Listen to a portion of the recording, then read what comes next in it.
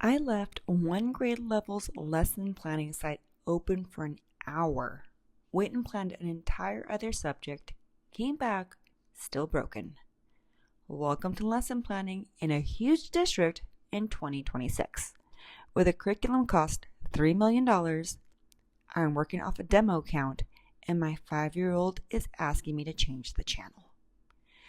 This is the Veteran Teacher Files. I'm the Dragon Lady, and today I want to tell you about my Saturday. This is the first time actually lesson planning in 7 years. I've been an instructional coach, I've done a few demo lessons, but not a full week of lesson planning. I knew things were changing, I knew it. But knowing it and feeling it while you're sitting at your kitchen table are two totally different things. Everything is online now. Everything. And I don't know if that's a huge district thing, and I mean huge, one of the big ones, or if that's just where public education is everywhere now. Here's a timeline that got me thinking though. This district adopted the curriculum during the 2019-2020 school year. Now it's the 2026-2027 school year. That's 6 years. And they've already rolled out a whole new curriculum. 6 years. And apparently, the teachers didn't even pick this one. There was a pilot. Teachers weren't the ones who chose it. It got purchased anyways for $3 million. Sit with that for a second. $3 million, and the people who actually have to teach with it every single day didn't choose it. Now, I understand curriculum adoption cycles. They're usually every 5 to 10 years. That's not that new. Publishers want to stay current, or let's be honest, they want to keep you paying them. New curriculum, then a wave of supplemental materials, then another wave. It's a business. I'm not naive to that. But this adoption happened right before COVID hit. It was used for maybe half a year before it went fully online. The second year, it was entirely remote. And the third year was the year that we sent everybody home if they sneezed. So out of a 6-year adoption, it's only gotten used for about 3.5 years. With actual kids in an actual classroom. And now it's time to replace it. I feel for the teachers who are finally getting comfortable, finally starting to know where things lived, how to pace it, what worked and what didn't. And now they're starting all over again. So you're probably thinking, okay, brand new curriculum. There was probably a training, and you're right. Except I missed it. And I want to own that because it wasn't just one thing. First off, my district email wasn't even active yet during the summer when the training took place. I couldn't get into half the systems I needed to get registered, or even find out that there was a training. And 2, even if I had known, I had something planned for that time because I didn't know I was going to be working at this district with this PD calendar. So, by the time I found out, I'd missed it. Now I have to wait until September. But it's August.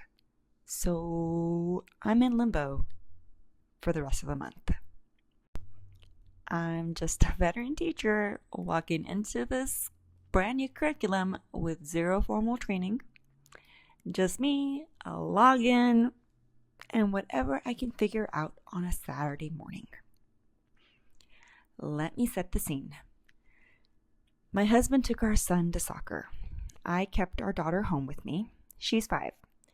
And she did pretty well, honestly. She parked herself with an iPad while mommy lesson planned. Except she didn't not need me.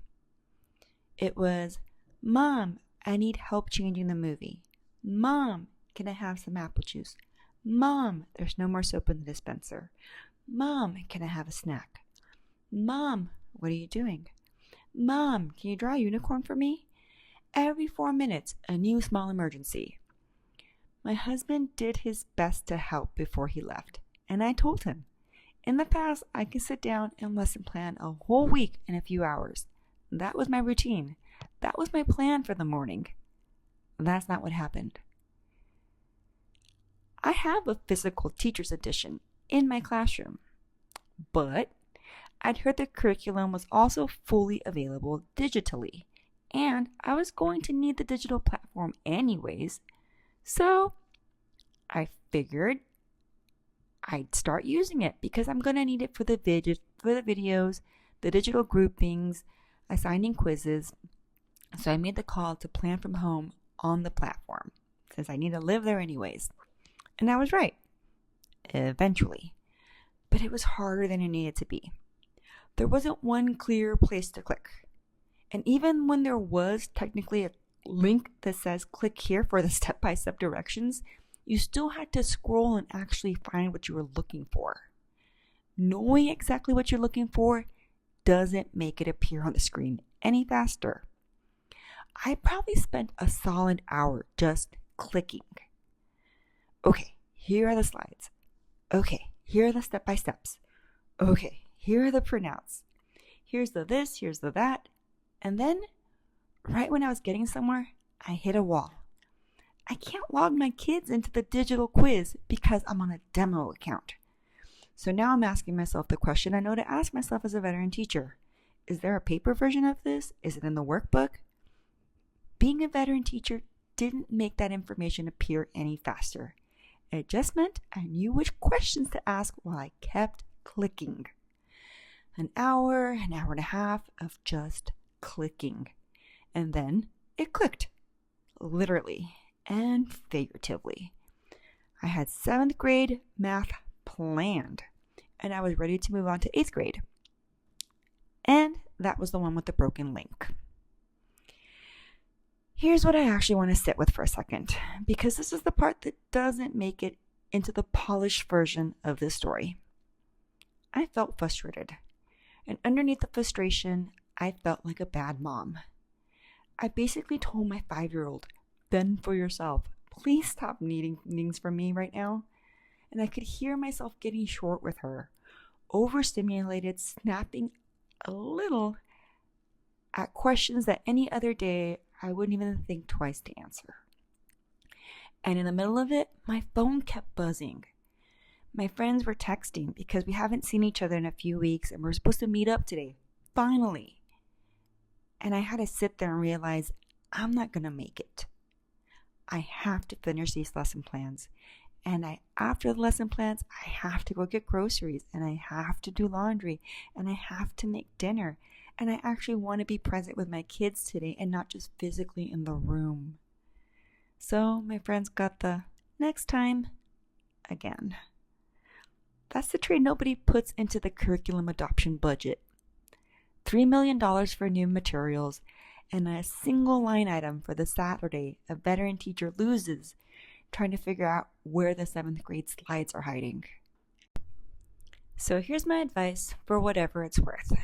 I know I'm not the only one dealing with a brand new curriculum this year, or that I missed the training, or a demo account that won't let you do the one thing you actually need to do. Plan ahead, even when you're exhausted. Even if it's just a week at a time. Ask yourself, what's the arc for the week? What's the one big goal I actually need to hit? You don't need the whole year mapped out on day 1.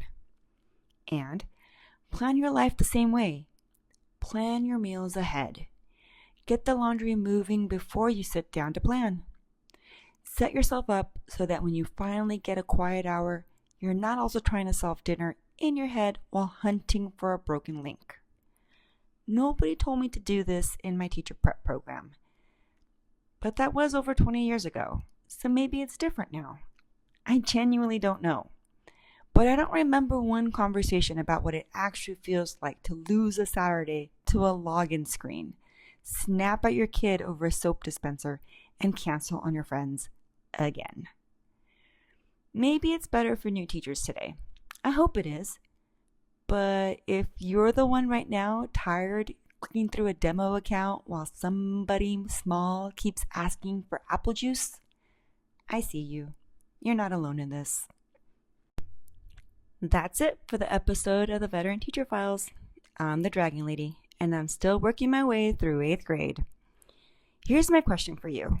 What did your first lesson planning session of the year actually cost you? And I don't just mean hours. Was it a canceled plan with friends? A short moment with your kid you wish you could take back? Tell me in the comments. I want to hear it because I know I'm not the only one. And if this hit home for you, do me a favor. Subscribe, follow, and share with a friend who's staring down at a broken login page right now, or a parent friend who just needs to hear someone say, "You're not a bad mom." It helps more than you know. Until next time, you're not a bad mom. It helps way more than you know. Until next time.